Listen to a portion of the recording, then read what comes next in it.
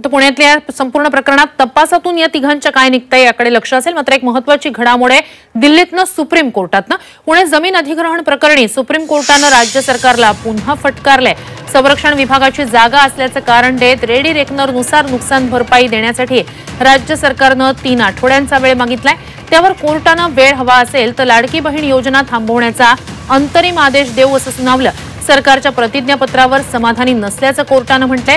वकिलांनी मुख्य सचिवांशी बोलून तोडगा काढावा असे आदेशही कोर्टानं दिलेत। दरम्यान या प्रकरणी आता 28 ऑगस्टला पुढील सुनावणी होणार आहे। या सगळ्या संदर्भात आपल्या प्रतिनिधी दिल्लीच्या उर्वशी पूना यांच्याशी आपण संवाद साधणार आहोत। उर्वशी, ही अत्यंत महत्त्वाची घडामोड आहे। गेले 2 ते 3 वेळा जेव्हा सुनावणी झालेली आहे तेव्हा प्रत्येक वेळेला कोर्टानं अनेक मुद्द्यांवरून छोट्या या संदर्भातल्या सरकारकडून देण्यात आलेल्या उत्तरांवरून फटकारलेलं होतं। विशेषतः प्रत्येक वेळेला यात लाडकी बहीण योजनेचा उल्लेख या संपूर्ण प्रकरणाच्या दरम्यान झालेला होता। आज सुद्धा असंच काहीसं झालेलं आहे। काय अधिकची माहिती आज नेमकं कोर्टात काय झालं?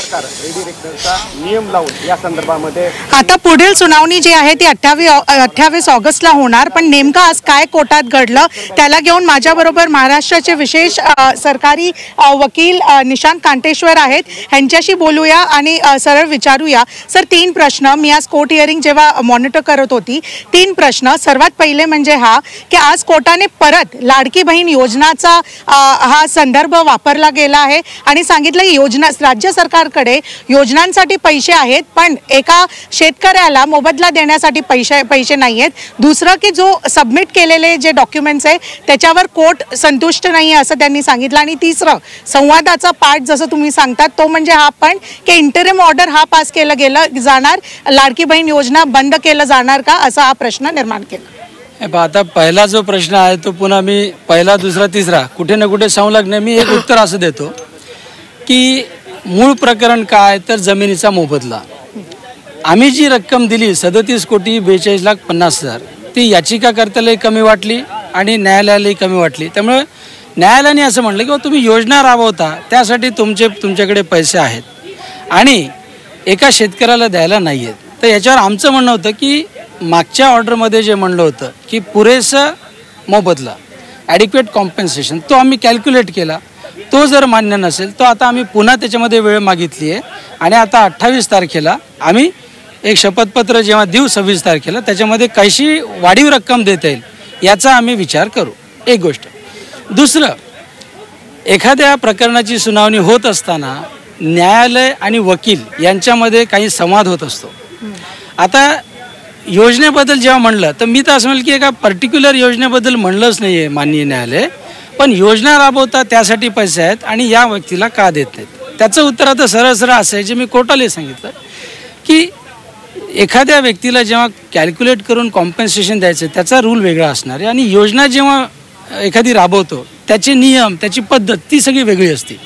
त्यामुळे एक सांगतो मी की योजना संदर्भातला कोणताही विषय माननीय न्यायालयापुढे नव्हता, तो एक संवादाचा भाग होता आणि या व्यक्तीला जे काही कॉम्पेन्सेशन द्यायचं त्याच्याबद्दल नक्कीच राज्य सरकार वाढीव रक्कम कशी देता येईल याचा विचार करेल आणि एका ॲडिक्वेट कॉम्पेन्सेशनवर येऊन तसं शपथपत्र दाखल करेल। 2013 ॲक्टच्या हिशोबी जे कॉम्पेन्सेशन आहे ते मिळायला पाहिजे असं सांगितलं जातं आहे। तर ते नेमकं काय एक तुमच्याकडून जे कोर्टाला दिलं गेलं नाही। आता ते कसं ना त्याच्यामध्ये 2-3 गोष्टी आहेत। आम्ही आज जेव्हा वेळ मागितला तेव्हा उच्चस्तरीय अधिकाऱ्यांची बैठक झाली।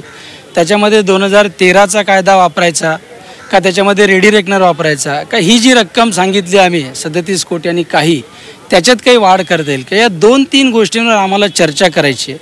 त्यासाठी उच्चस्तरीय अधिकाऱ्यांचे सगळे अभिप्राय मागावे लागतील आणि मगच काय तो निर्णय घ्यावा लागेल।